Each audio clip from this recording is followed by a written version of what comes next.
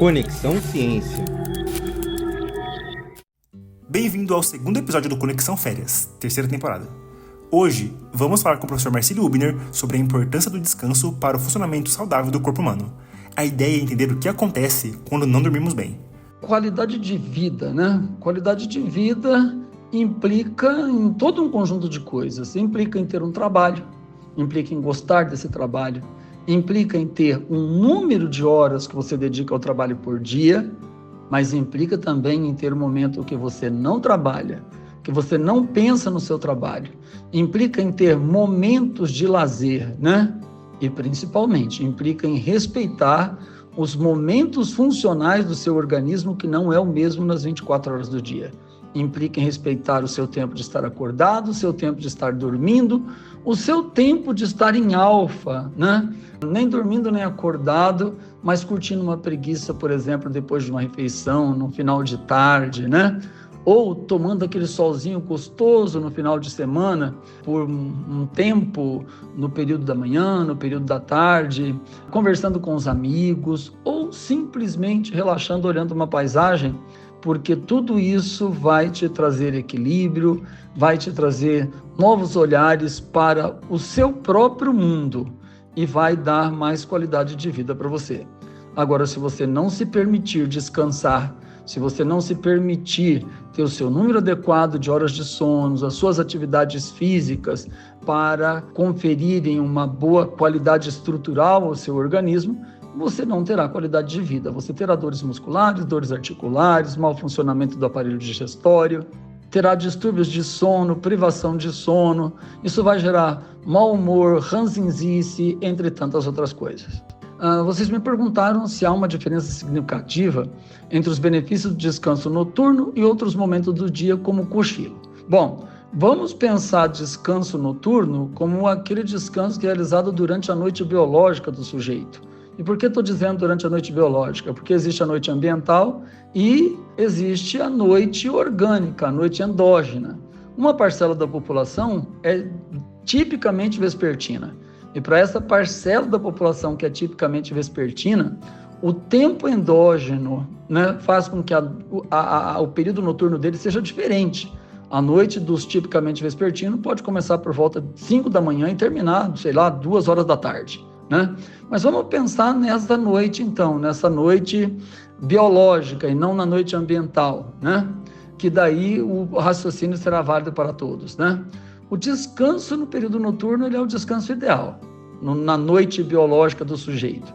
Porque na nossa noite biológica, a gente reduz a produção do hormônio tiroidiano, a gente reduz a produção do hormônio antiestressante, anti-inflamatório, que é o cortisol, a gente aumenta a produção de melatonina e a gente também aumenta a produção do hormônio do crescimento. Todo esse conjunto de fatores atuando, né, num período de sono, de descanso noturno, vai causar renovação celular, reposição de energia, renovação tecidual, a reequilibração afetiva, como já disse anteriormente, e vamos acordar muito melhor do que no outro dia.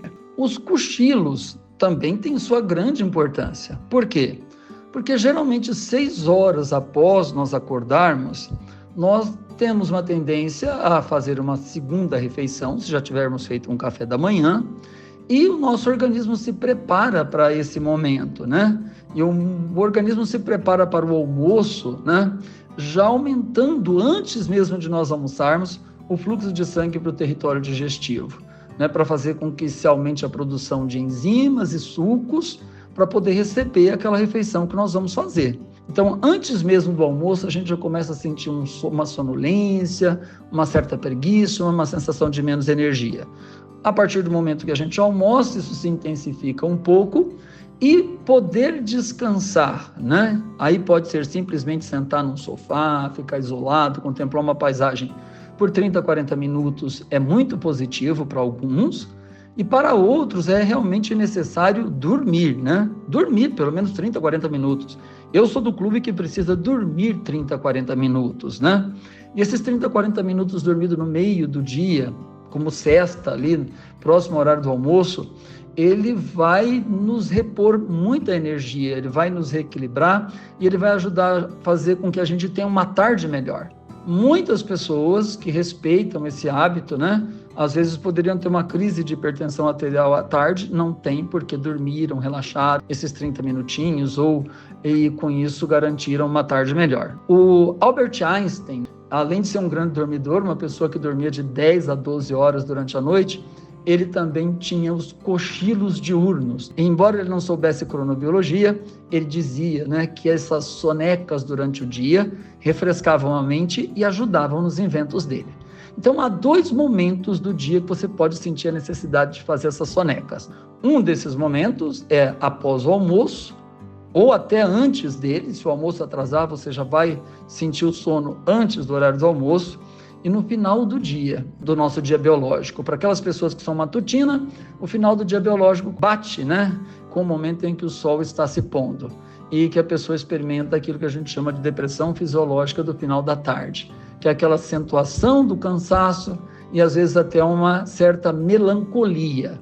Então, ficar quietinho ali naquele final de tarde, descansar ali uns 30 minutos, também é uma forma de restartar teu organismo para que você possa, então, no período noturno, estudar, ler, passear com os amigos, se divertir, assistir um bom filme, tudo isso com uma qualidade melhor. Então, o nosso organismo não é uma máquina que funciona da mesma maneira as 24 horas por dia. O nosso organismo oscila ao longo das 24 horas, né? Oscila a nossa temperatura, oscila a nossa pressão, oscila o uso de carboidrato pelas nossas células.